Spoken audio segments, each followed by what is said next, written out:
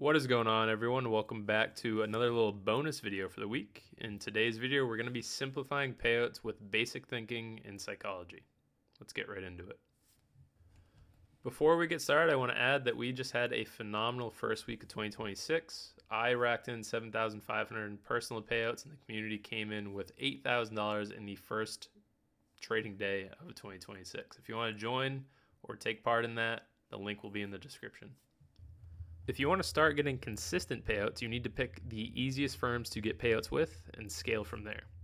The first one that we're going to cover is going to be the Lucid 25K Pro test. Now, before we get started, I want to emphasize that I am not affiliated with any of these firms. I just genuinely like the products they provide and how easy it is to get a payout with them. The Lucid 25K accounts are by far the best in the industry for beginners. Really, all Lucid accounts are fine, mainly because of that one-time payment you see here. It's a $72 one-time payment for the 25K, but all of their accounts have a one-time payment, so there's no rush in passing the evaluation account. It's a $0 activation fee, and it's only $3,350 from eval to payout. 40% consistency and funded. It keeps you honest. It is a small drawdown, but it keeps you from hitting too big of days. And the payouts process end of day, that's probably the biggest drawdown of Lucid. If you qualify for a payout at New York Open, you have to wait all the way until 6 p.m. The payouts do hit in minutes, and they have reliable customer support. Similar to Lucid is the Tradeify 50K growth accounts. $95 monthly payment, so you are in a small rush trying to pass the evaluation account, but it's a $0 activation fee. $6,000 from eval to payout, 35% consistency. Payout process is at the end of the day, same as Lucid, and the rise payments take about 9 hours. The reason these two accounts are the top two in the industry for me personally is because they're just incredibly easy to get a payout from. Probably some of the smallest eval to payout in terms of what you have to make dollar-wise, especially this Lucid 25K account. If you are struggling to get payouts, if you're struggling to pass evaluations, it's $1,250 to pass the evaluation on these accounts, and then it's $2,100 to get your first payout of $1,000. That should fund any of the remaining payouts that you get from whatever other prop firm you want to go with. And once you do start getting payouts in, like I'm doing the Apex 25K Tradeify accounts, you can copy trade 20 of these. So I don't have any of the payout features on here because I haven't gotten a payout from them yet. It's $19 per month, depending on what sale you get, 90% off, 80% off, $65 or an $85 activation fee. So it's still less than $100, and it's $3,100 from eval to payout. You need to be trading micros on these accounts. Take your time with them, copy trade, and you either hit a $50 to $150 loss or you hit a $50 to $150 gain. It's not exciting, but scaled over multiple accounts, 25, 30 funded accounts, that $50 trade is going to turn into a $1,500 to $2,000 day. Now we're going to cover what an easy prop firm versus a difficult prop firm is. Taking a look at the Lucid 25K Pro test as opposed to everyone's favorite, the Top Step 50K eval. It's $3,000 to pass the 50K eval over 2 days, meaning that you're going to have more exposure to the market as opposed to $1,250 to pass it in 1 day with Lucid. $750 to get your first payout with Top Step. It is less than the $2,100 to get a payout with Lucid, but we're going to cover what that means here in a minute. Qualifying days on Top Step, $150 as opposed to $50 on Lucid, meaning that you're not going to have as much exposure to the market in terms of size. And then the one that gets a lot of backlash here is the 45% profit split with Top Step, which is absolutely horrendous. This is for your first payout. It does grow after that, but 97% of traders that trade a prop firm don't make it past their first payout. 45% comes down to the fact that you can only take 50% of your profits from Top Step, and they take a 90-10 split on that. So making $1,000, you're only going to be able to take $450 out. Let's say you do qualify for your payout on Top Step. As opposed to Lucid, you're going to have $1,000 in drawdown left after you take a $1,000 payout. Whereas on Top Step, if you take a payout when you hit $750, you're going to have $375 in drawdown and you're only going to have a payout of $340, which barely even covers that account. Now, analyzing this in terms of the numbers, you're obviously going to go with the Lucid account. Analyzing in terms of what people push online and what, hey, I'm going to take a 5K payout from TopStep, you need to make $10,000 on that TopStep account to make a max payout, as opposed to only needing to make $2,100 on Lucid. That $1,000 that you have in drawdown, you only need to make $1,000 to get another $1,000 payout. The next thing you need to do if you want to make payouts easier on yourself is simplify everything. As you can see on my chart right now, it's not really all that complex. We have the previous day's 50 and London 50, as well as the IB. That's it. I do have volume bars in the bottom. I don't really use those, so we can go ahead and turn those off. This is a pretty simple looking chart. There's nothing overly complicated. There's no EMAs. There's no lines that are going to skew what I'm looking at. It simplifies everything in my head. Along with that, what absolutely everyone should be doing, and this is a human psychology trait, is you need to get any red off of your chart. Red correlates directly to urgency and an increased heart rate. That's human psychology. Now, going back to what your chart should look like if you want to make payouts easier on yourself, really just make trading easier on yourself, is you want to start with a naked chart. You don't want to have anything on your chart that is going to distract you from what you should be looking at, which is just the candlesticks. From there, all I put on is my London 50, previous day's 50, but whatever it is that you use, let's say that you use fair value gaps or inverse fair value gaps and you're just trading those, why would you have EMAs on? Why would you have previous day's gaps? Why would you have support resistance levels if you're just trading one model? Have that one model be the only thing that's on your chart. The more you're looking at, the more distracted you're going to be from what you should be trading or what is reliable for you to trade, the worse off you are. Now, if I just have my chart on and I only use previous day's 50, and then I go and draw in my London 50, it's clear and concise where I should be looking, what I want to be looking at for entries.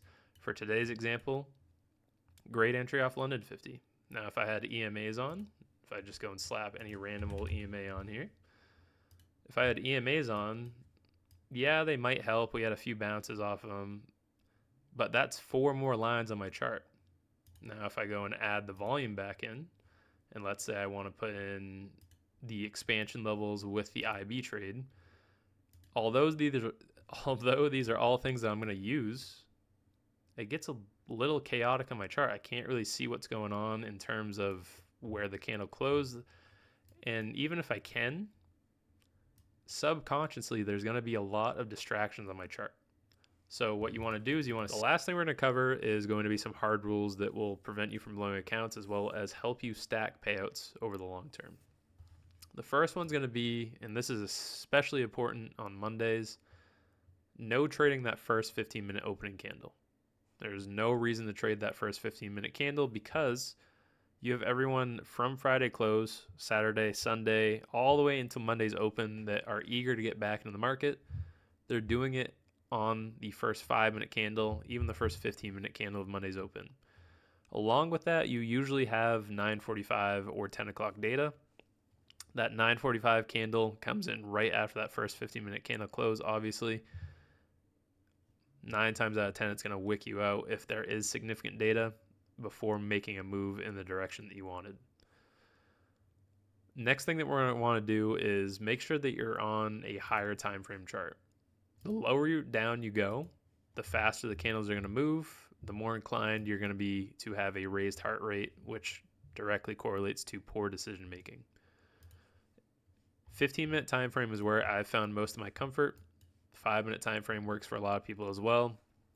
You want to use a time frame that aligns with what your trading strategy is. If you're just looking at the chart on the 1-minute time frame for no reason, again, you're going to have an increased heart rate because the candles are moving faster. You're going to want to chase more. You're going to want to get more plays. Just not a good mixture. And this one has probably helped everyone that I've spoken with is just sizing down. There is no reason for you to go into a trade with 2 NQ on one 50K account. You're risking $500, $1,000. That only correlates to a 12.5 point risk. That stock or that holding or that futures asset, it's probably going to wick you out before it makes the move that you want it to if your stop is that close. Size down and scale that horizontally, not vertically. You don't want to scale per account. Target those $2,000, $3,000, $4,000, $5,000 days. Hey, I'm the best trader alive. You want to target 20 to 30 accounts, making a single 2 MNQ, 3 MNQ, 4 MNQ is probably the max that I would go on those accounts. And that will allow you to make more mistakes, which those mistakes correlate directly to learning events, learning opportunities. If you are consistently trading large size, for whatever reason it might be, that size is going to correlate to more losses, which correlates to more blown accounts. Now, the reason being is taking a $500 loss, let's say, off a trade that then goes and hits your TP, you're going to be in a terrible mental state from that. Let's say I wanted to long off of London 50 right here, 617.62. My stop loss was 13 points, 12.5 points. I just lost $500, and now if I had been in the trade, and everyone's done this, if I had held it, I'd be up 6,000 right now, or I'd be up 600 right now, or I'd be up X amount right now. If I held it, I'd be up this much. That comes from having a stop loss that is too tight or being unlucky on a trade. More often than not, it comes from the stop being too tight because you're risking too much on that trade. Size down, take the same setups, copy trade those setups over multiple accounts. If you're doing 2 MNQ on, let's say, a 50K account, you have $2,000 in drawdown, your risk is, let's say, $200. It's going to take you 10 consecutive losing trades with a 50-point stop loss on those trades for 2 MNQ, which 50 points is a lot. 10 consecutive losing trades before you blow that account. I don't know about you, but I haven't really gone on a 10 losing streak very often. Maybe I lose 5 in a row and then I win a couple in a row, lose another 5 in a row, win a couple in a row.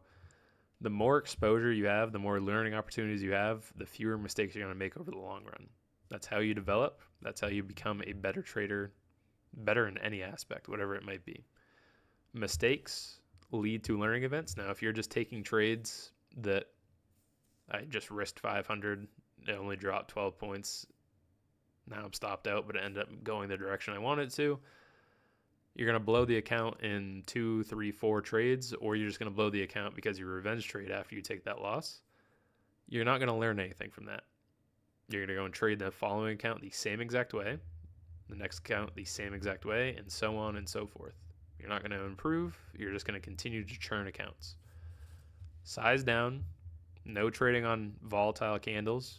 Really just the first 15-minute candle. No trading on news candles as well. I should add that in. And then the last one is be able to lock out.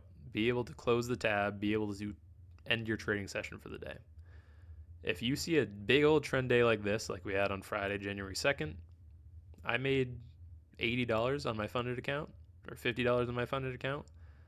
I missed the potential to make $1,000 more because we dropped 800 points, but would I have caught that, or would I have blown my account in the meantime trying to call the bottom or continuing to short and catching this 150 point candle back up? Be happy with what you're making and move on to the following trading day. Trade the setups that are within your parameters. No need to trade setups that are outside of your parameters. And that's it. If you guys enjoyed this video, let me know. I will make another video like this for prop firm reviews coming up here soon. And then we'll have another video for the IB strategy this week. See you guys later.